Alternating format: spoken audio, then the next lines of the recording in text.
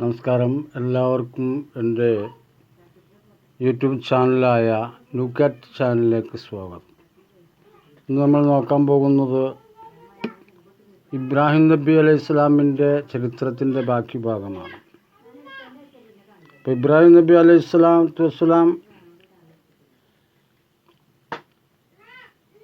ഇസ്മായിൽ നബി അലൈഹി സ്വലാം എന്ന ഒരു മകൻ മാത്രമായിരുന്നു ആദ്യം ഉണ്ടായിരുന്നത്. പിന്നീട് ആണ് ഇസ്ഹാക്കിൻ്റെ ജനനം. ഇസ്മായിൽ നബി അലൈഹി സ്വലാം ജനിച്ച് ഏതാനും കൊല്ലങ്ങൾ കഴിഞ്ഞു. ഒരു നാൾ ഇബ്രാഹിം നബി അലൈഹി സ്വലാമിൻ്റെ വീട്ടിൽ കുറച്ച് വിരുന്നുകാരെത്തുക. അത് മനുഷ്യരൂപങ്ങൾ പൂണ്ടുവന്ന അവർ മലക്കുകളായിരുന്നു. അവരൊരു സന്ദേശം അറിയിക്കാനാണ് വന്നത്. അതായത് സാറ ബീവിയിലെ ഇബ്രാഹിം നബി അലൈഹി സ്വലാമിന് ഒരു പുത്രൻ കൂടി ജനിക്കാൻ പോകുന്നു. ആ പുത്രനാണ് ഇസ്ഹാക്ക് നബി.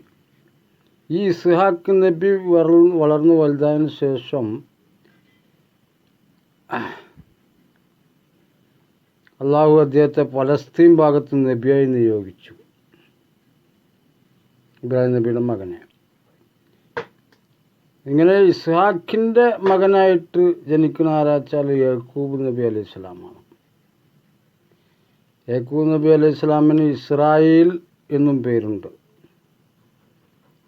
യാക്കൂബ് നബി അലൈഹി സ്വലാമിനാണ് ഇസ്രായേൽ എന്ന് പേര് കേട്ടോ. അദ്ദേഹത്തിൻ്റെ സന്താന പരമ്പരകൾക്കാണ് ബനു ഇസ്രായേൽ എന്ന പേര് പിന്നീട് വരുന്നത്. ഇവിടെ രസകരമായൊരു കാര്യം എന്താ വെച്ചാൽ ഒരു പുത്രബലി ഉണ്ടായി. പിശാച് ഇബ്രാഹിം നബിക്ക് തോന്നിപ്പിച്ചു, അള്ളാഹു തോന്നിപ്പിക്കുന്ന രീതിയിൽ മകനെ കൊണ്ടുപോയിട്ട് അറുക്കണം, നീ അത്ര വിശ്വസ്തനാണെങ്കിൽ എന്ന രീതിയിൽ. എന്നിട്ട് ആ മകനോട് പറയാം, അള്ളാഹുവിൻ്റെ കൽപ്പന ഉണ്ട്, നിന്നെ ഇറക്കാം, എന്താ അഭിപ്രായം? അപ്പം മകൻ പറയണം, അള്ളാഹുവിന് അങ്ങനെ ഒരു അഭിപ്രായം ഉണ്ടെങ്കിൽ അതാണ് നല്ല വലുത്, അത് നടക്കട്ടെ. അങ്ങനെ മക്കയിൽ കൊണ്ടുപോയിട്ടാണ്, ഒരു മലമുകളിൽ കൊണ്ടുപോയിട്ട് അവിടുന്ന് അറക്കാൻ ശ്രമിക്കുക. എന്നിട്ട് കഴുത്ത് അറുത്ത് മുറിയാത്തത് മൂലം വാളുകൊണ്ട് തൊട്ടടുത്ത് കിടന്ന കല്ലിന് വെട്ടുന്നുണ്ട്. ആ കല്ല് രണ്ടും മുറിയാവുക എന്നല്ലാതെ കഴുത്ത് മുറിയുന്നില്ല. എന്താ കാരണം നോക്കുമ്പോൾ ജിബ്രീൽ അലൈഹിസ്സലാം വന്നിട്ട് ഒരാടിനേറ്റ് ഇങ്ങനെ നിൽക്കുക. അങ്ങനെ നബിക്ക് ആഗ്രഹം ഉണ്ടെങ്കിൽ അത് ചെകുത്താൻ തോന്നിപ്പിച്ചതാണ്, റബ്ബ് തോന്നിപ്പിച്ചതല്ല. അപ്പോൾ അതുകൊണ്ട് ഈ അജത്ത് അറുത്തിട്ട് ജനങ്ങൾക്ക് മുഴുവൻ കൊടുക്കാനുള്ള എൻ്റെ ഇത് ആജ്ഞ ഉണ്ട് എന്ന് നബിനെ അറിയിക്കുക. അങ്ങനെയാണ് ഈ ബലി പെരുന്നാൾ എന്ന് പറയുന്നത് നമ്മൾ മുസ്ലിങ്ങൾ ആഘോഷിക്കുന്നത്. അത് ഇബ്രാഹിം നബി മകനെ അറുക്കാൻ സമ്മതിച്ചതിൻ്റെ ഭാഗമായിട്ടാണ്. പിന്നീട് അവർ ആണ് മറ്റേ ഇസ്മായിൽ നബിയും ഇബ്രാഹിം നബിയും കൂടിയിട്ടാണ് ഇടിഞ്ഞു പൊളിഞ്ഞിട്ട് പഴയ കാലത്ത് പുരാതന കാലത്ത് കിടന്നിരുന്ന മക്ക പടുത്തുയർത്തുക. അതാണ് ഇസ്ലാമിൻ്റെ ആദ്യത്തെ ഭവനം, പള്ളി എന്ന് പറയുന്നത്. അതായത് ലോകത്തെ എവിടെയും ആരാധനക്കായിട്ട് പള്ളികളൊന്നും ഉണ്ടായിരുന്നില്ല.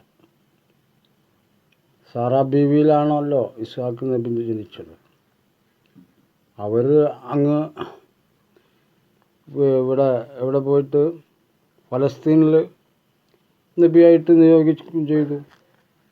ഇവരിവിടെ മക്കയിൽ ഇരിക്കുകയും ചെയ്തു. പിന്നീട് ഇബ്രാഹിം നബി പോയിട്ട് വഫാത്താവുകയാണ്.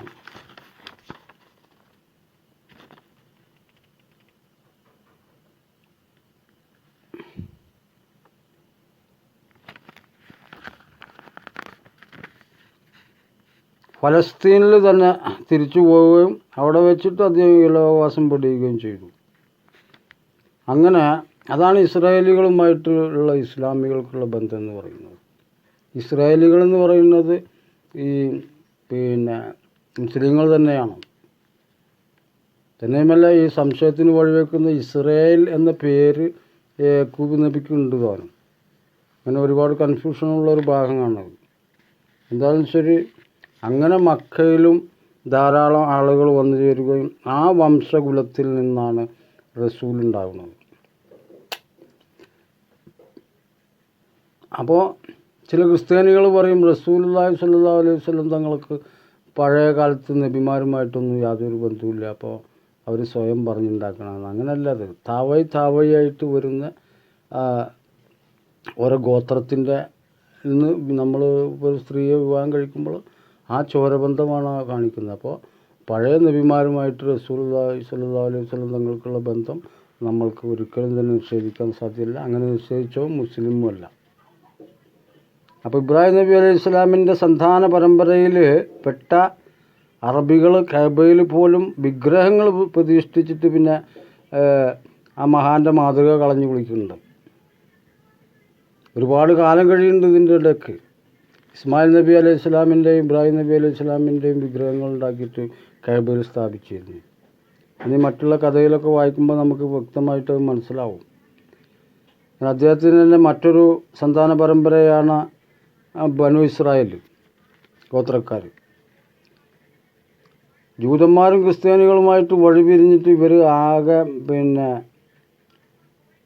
ഈ ഈസാ നബിക്ക് ശേഷം ഒരുപാട് ആളുകൾ ഈസാ നബിയുടെ കൂടെ വഴി പിരിഞ്ഞിട്ട് ആകതാവുണ്ട്. ഇങ്ങനെ ഏകദൈവ വിശ്വാസമൊക്കെ കൈവെടിഞ്ഞ് പിന്നെ പിതാമഹൻ്റെ മാർഗം വിട്ടകന്ന് ഇബ്രാഹിം നബി അലൈഹി സ്വലാം ഒക്കെ മരണപ്പെട്ടു പോയി. ഇബ്രാഹിം നബി അലൈഹി സ്വലാം ഒരിക്കലും ജൂതനായിരുന്നില്ല, ക്രിസ്ത്യാനിയുമായിരുന്നില്ല, ബഹുദൈവ വിശ്വാസിയുമായിരുന്നില്ല. കറകളഞ്ഞ ഏകദൈവ വിശ്വാസിയായ ഒരു മുസ്ലിമായിരുന്നു അദ്ദേഹം. ഇതാണ് ഇബ്രാഹിം നബിയുടെ കഥ, അതായത് ഇസ്ലാമിൻ്റെ കഥയുടെ ആകത്തുക. ഇനി ഒന്ന് നമ്മൾ ഒരു ചോദ്യങ്ങൾ ചോദിക്കുക. ഇബ്രാഹിം നബി അലൈഹി ഇസ്ലാമിൻ്റെ ജന്മദേശം ഏതാണ്? 2 ഊർ നിവാസികൾ എങ്ങനെയാണ് എന്തിനെല്ലാമാണ് ആരാധിച്ചിരുന്നത്? 3 ഊർ ഭരണാധികാരിയുടെ സ്ഥാനപ്പേരെന്തായിരുന്നു?